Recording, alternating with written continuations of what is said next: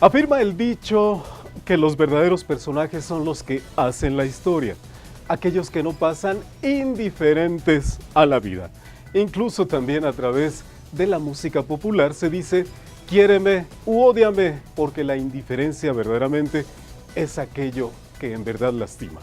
Así son los personajes, aquellos que para bien o para mal generan opinión en torno a ellos.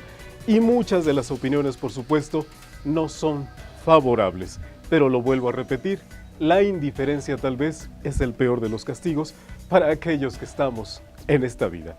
Y mire, en este momento le vamos a platicar de un auténtico personaje. Fue arzobispo de Guadalajara, también uno de los príncipes de la iglesia. Le hablo del polémico Juan Sandoval Íñiguez, una figura de la cual se ha hablado durante mucho tiempo, ya sea por su vida pastoral, por sus declaraciones, pero también por sus posturas muy personales. Y en este caso, con ocasión de la visita del prelado de la Iglesia Católica aquí a nuestra ciudad de Durango, el periodista argentino Andrés Beltramo platicó con él y ahora nos presenta esta entrevista exclusiva para Análisis Político, parte de la vida interior de este hombre polémico, no indiferente a la historia, el ex cardenal Juan Sandoval Íñiguez. Hola, hoy estamos con el cardenal Juan Sandoval Íñiguez en exclusiva en una entrevista para Análisis Político. La primera pregunta, protagonista del libro Credo, un libro que habla de la historia y la vida del cardenal, ¿es un libro para lavar su imagen? No, es un libro para explicar lo que sucedió durante 18 años casi 18 años de servicio como arzobispo de Guadalajara. Y aclarar un poco los malos entendidos, pero no para lavar mi imagen, que no está sucia, ni para desdecirme de lo que dije, al contrario, para reafirmarlo. Es un libro para que conste, que quede historia, se pueda consultar después en una fuente directa, lo que dije, lo que pensé, lo que hice, y es también un libro para que los fieles católicos de Guadalajara y de México pues tengan una idea correcta de mí. Eso sí es importante.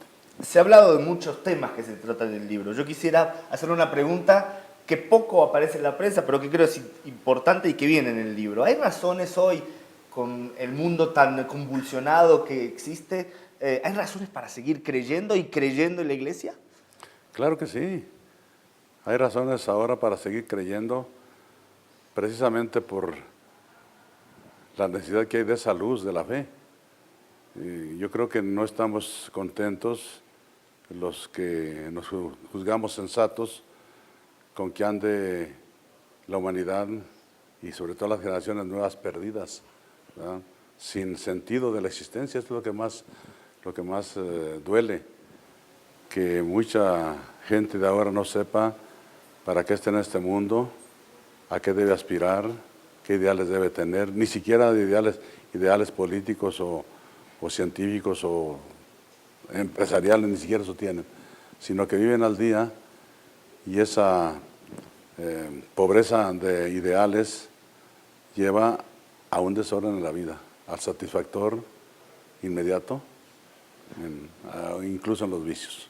Hablando de polémicas y temas complicados del mundo moderno, uno de los temas que está muy en boga y que además en Guadalajara, contemporáneamente con Durango, se está discutiendo, que es de las sociedades de convivencia.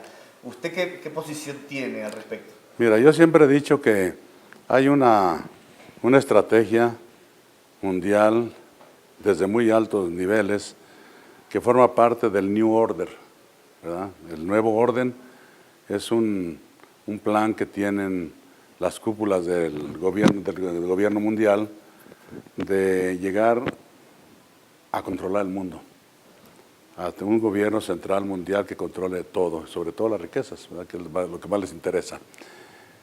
Para llegar a este gobierno mundial hay tres sociedades que estorban y las quieren destruir. ¿Cuáles son? Primero, la familia.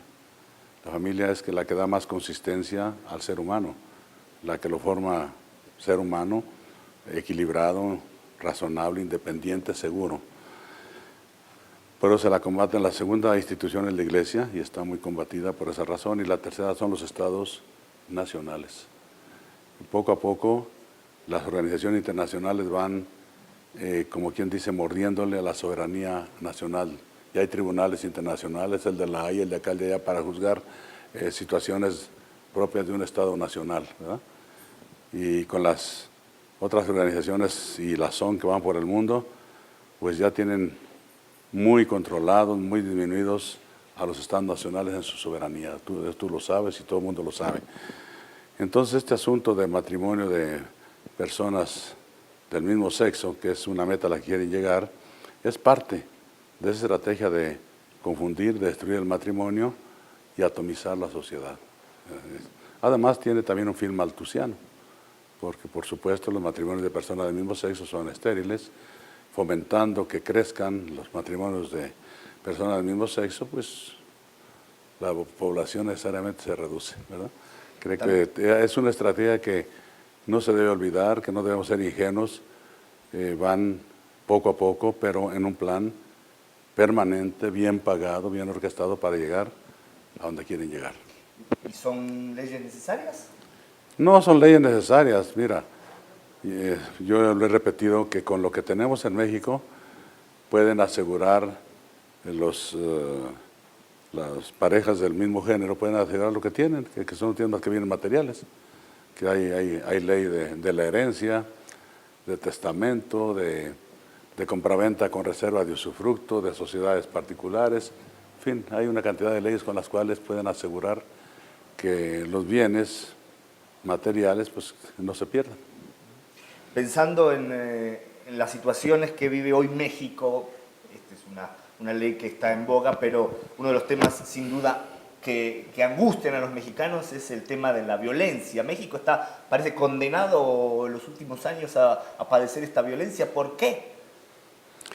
Bien, ese es un tema muy complicado y tiene algún perfil profundo religioso. Es conocido el caso de un joven que fue en mayo con el Papa Francisco que le impusiera las manos para ver si lo libraba de los demonios, y los exorcistas nacionales e internacionales, pues de mucha fama, que lo han exorcizado, han escuchado las voces de los demonios, que dicen que ellos fueron expulsados de México en 1531. Cuando llegó, dicen ella, se refieren a la Virgen de Guadalupe, cuando ella llegó, nos expulsaron, porque aquí teníamos asiento con los sacrificios humanos que se ofrecían por miles en las pirámides indígenas. Nos expulsaron y ahora con el aborto hemos vuelto. Entonces ella nos obliga a decir que mientras siga practicándose el aborto en México, seguirá la violencia de los carteles en México. Y que el número de los que mueren despedazados por los carteles, esos pedazos es más o menos semejante al número de los que mueren despedazados por el aborto en el seno de su madre. Cosas terribles. Sería cuestión de los que estudian encuestas ver qué tantos destrozan los carteles, porque no nomás matan, sino que una hazaña inmensa, cortan cabezas, brazos, piernas, y qué hacen con el niño en el seno de la madre. También lo cortan en pedazos.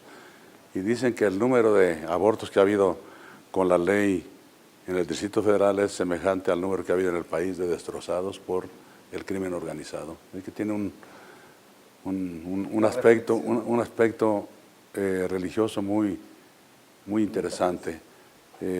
Roberto Farril, en su programa El Pulso del Papa, hizo un reportaje formidable sobre este asunto, muy bien documentado. Yo me refiero a él. Muy bien. Agradecemos. Estas son las opiniones que seguramente están, estas y otras opiniones del cardenal Juan Sandoval Íñiguez en este libro Credo, que invitamos a leer y a compartir. Y agradecemos esta entrevista exclusiva para Análisis Político. Muchas gracias.